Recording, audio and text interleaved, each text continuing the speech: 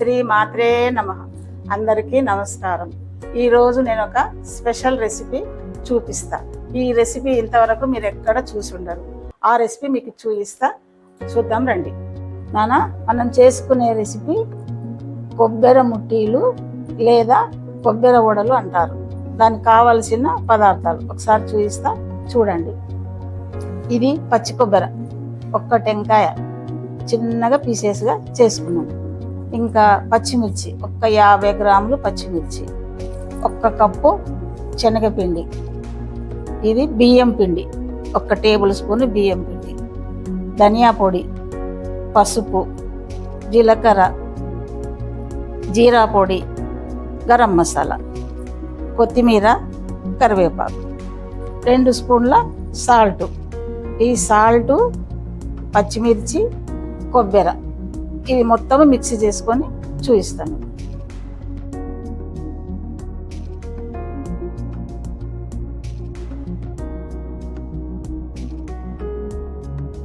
Mixie చేసుకుందాం నాన్న. కొబ్బరి వేసేద్దాం ఇందులో.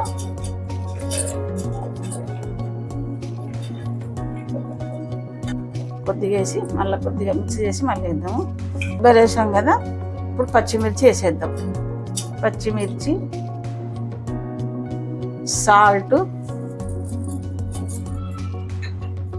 జీలకర్ర వేసి ఇది మిక్సీ చేద్దాం. ఇది మిక్సీ చేద్దాం నాన్న.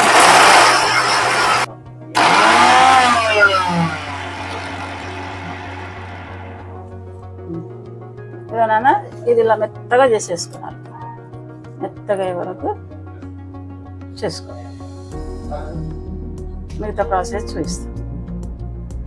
కొబ్బరి మెత్తగా గ్రైండ్ చేసుకొని వచ్చినాం. కొబ్బరి, పచ్చిమిర్చి, సాల్ట్, జీలకర్ర.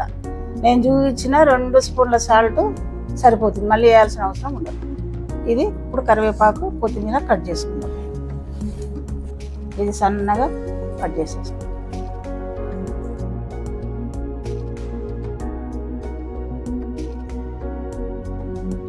కొత్తిమీర కూడా సన్నగా కట్ చేస్తాం.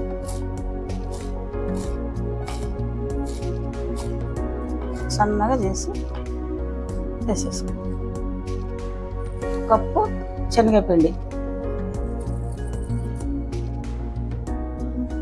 1 టేబుల్ స్పూను బియ్యం పిండి,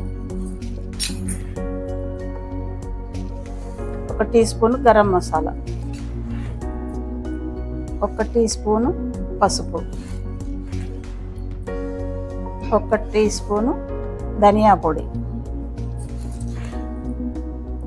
1/2 స్పూను జీరా పొడి. ఇది అల్లం వెల్లిపాయ పేస్ట్ నాన్న, అప్పుడు చెప్పలేదు. అల్లం వెల్లిపాయ పేస్ట్ కూడా 1 స్పూను వేసుకోవాలి.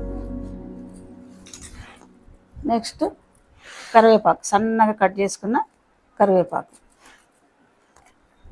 సన్నగా కట్ చేసుకున్న కొత్తిమీర, ఇవన్నీ కలిపేసుకున్నాం.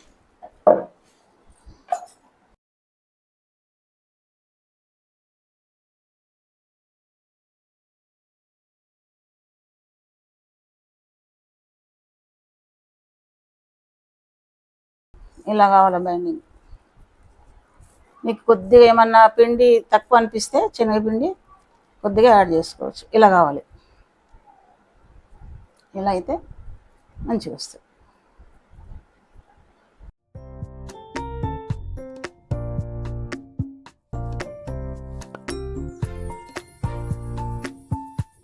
మనం ఇది డీప్ ఫ్రైకి ఆయిల్ పెట్టుకున్నాము. ఇది కొద్దిగా వేడైందో లేదో కొద్దిగా వేసి చూసుకున్నాం. నూనె వేడైపోయింది. ఇప్పుడు ప్రాసెస్ స్టార్ట్ చేద్దాం. అన్న ఇవి ఆయిల్ వేడెక్కింది, ఇవి వేసేద్దాం. వడలు వేసేద్దాం. ఆయిల్ బాగా వేడెక్కినాక వడలన్నీ వేసేద్దాం.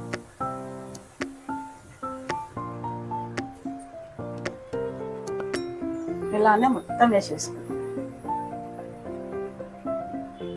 మీకు ఎంత సైజు అనుకుంటే అంత వేసుకోవచ్చు. ముట్టిల మాదిరి ఉంటాయి.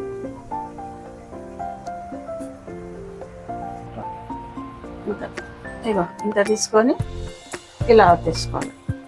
ఇలా మీకు ఎంత సైజు అవసరం ఉంటే అంత వేసుకోవచ్చు, పెద్దగా చిన్నగా. ఇప్పుడు స్టవ్ కొంచెం మీడియంలో పెట్టుకుందాం, ఎందుకంటే హైలో పెడితే లోపల పైన ఉడికితే లోపల ఉడకవు. మీడియంలో పెట్టుకుంటే లోపల నుంచి చక్కగా ఉడుకుతాయి, చాలా బాగుంటాయి. ఇదన్నా ఇవన్నీ వేసుకొని ఇవి బ్రౌన్ కలర్ వచ్చే వరకు మనం ఫ్రై చేసుకోవాలి. ఇవన్నీ బ్రౌన్ కలర్ రావాలి. ఇలా మనం ఒకేసారి చేసి పెట్టుకొని కూడా చేసుకోవచ్చు, పర్వాలేదు. అన్నీ మొత్తం ఇలా చేసుకొని చేసుకోవచ్చు. మంచిగా ఫ్రై అయిపోయినాయి, తీసేద్దాం. ఓకే, ఇవన్నీ తీసేద్దాం. ఇట్లా ఈ కలర్ వచ్చే వరకు మనం ఫ్రై చేసుకోవాలి.